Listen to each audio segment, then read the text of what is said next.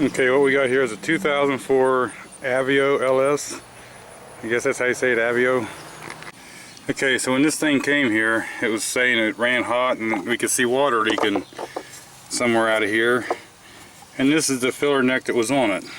Okay, it's a plastic unit, so I assumed when I first seen it that maybe it was cracked here or something, because it looked like it was leaking out of here somewhere.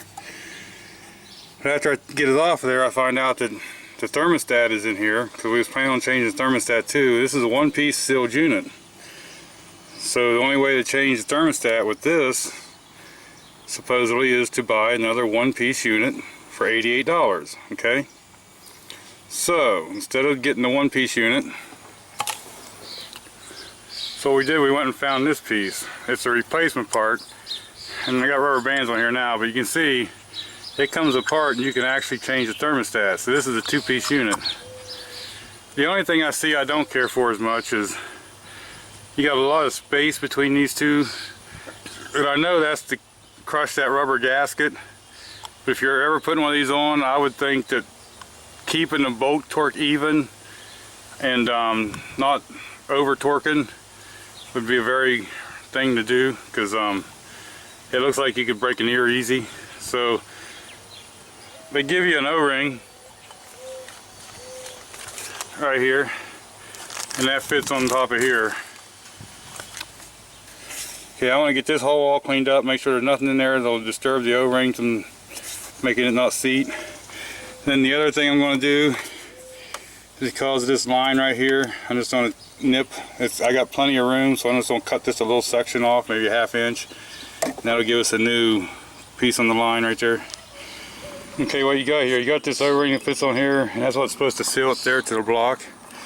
And then the thermostat has its own gasket on it. And normally I'll put these on, I'll just take and lubricate this a little bit, that O-ring. I usually always lubricate O-rings. But I don't know if you'll be able to see this. There's some pitting on top, okay, in the aluminum. So normally I don't do this, but for this I'm going to wipe just a little bit of silicone on this O-ring, just to take up for any of them pits. And then it's not going to be a lot of silicone or nothing, just a little bit.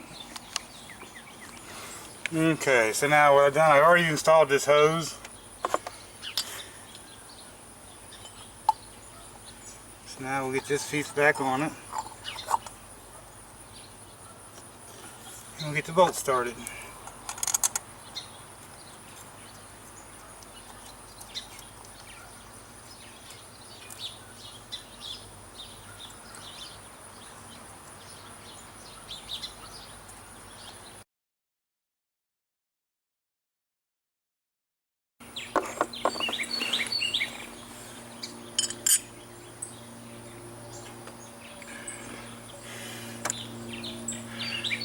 Okay, I don't know if you can see this or not. Oh. I don't know if you can see this or not, but it didn't want to start in there just right. And if you look, the washer is too big on the side here, and it ain't going to let the bolt go in straight. So I'm going to go get rid of these washers or something. Okay, now, with that washer off, these bolts fit in there really well. I don't know if you can see that. I can't see the lens. Tell where you're at. Great. So we'll try to do this again.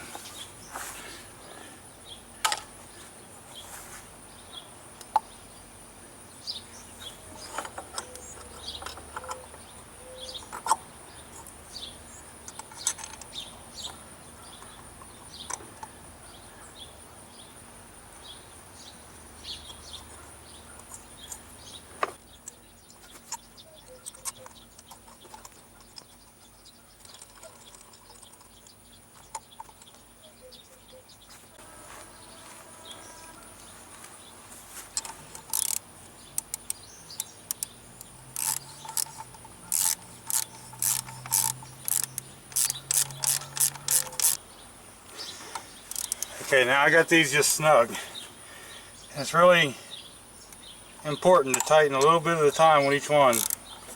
And make sure you don't get this thing cocked or something and break it. So, and you don't have to tighten these to be in Superman. specs either. You can look up the torque if you want to. I'm sure there's a torque rating on it.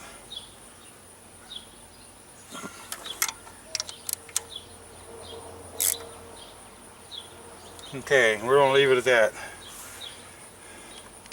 Okay, now that we got that thing on there and we tighten it down evenly so we know it would be alright, I want to look in the inside of this hose and make sure there's no, sometimes it's not pits in the hose, but it's like where the hose has been laying on stuff, it's got dimples and stuff and dirt and all. And I also like to just take and wipe them out and clean them really good before I install them back on.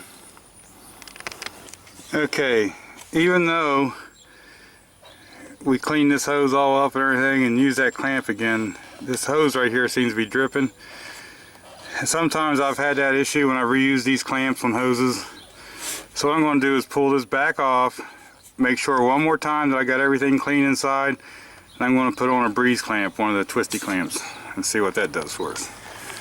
Okay, what I've done, I took that off and cleaned it again. I still didn't see nothing wrong, but I put one of these clamps on because you can get these a little tighter. Like I say, sometimes them spring clamps, I've had them leak when I've tried to reuse them, so we're going to give this a shot and see what happens. The other thing is, see, there ain't no radiator cap on this thing, but the cap's back here and it is high, and you got this hose going down through here. Some cars, you kind of got to bleed some of the air out of them and stuff. There's some bleeder places to help get the air out. But this is higher than anything else, so this should bleed out pretty well. Make sure we don't get no air trapped in the system. Okay, now they didn't complain about no runnability problems done to me, but this has to be a runnability problem. Right there is the intake. And I can see someone's tried to tape it up, but look. Sensors right here, there's no way that would ever read right. So I'll have to see if they want to address that. I don't know if you all see this or not, but the tape, black tape actually sucked inside this thing and it's sticking down in here, half plugging the air intake off too. Okay, here's what we got on this intake hose, and that's just shot. There's no fixing that of no sort. So we're going to have to find a replacement for this. They need this car for a day or so. So I think I'm going to take and maybe duct tape that really good. It's got to be better than what they was running with, and we'll get a hose and get it back on there. This will just take a minute to put the hose on. It's just that you got to have that sealed so the sensor reads right. So anyway, that fix probably won't be on this because it's just a matter of unplugging and taking a couple screws off. But anyway, we got this all sealed up, it's not leaking. We'll have to check to make sure we got the antifreeze. I'm not sure if they added water or whatever. I put 50-50, but alright.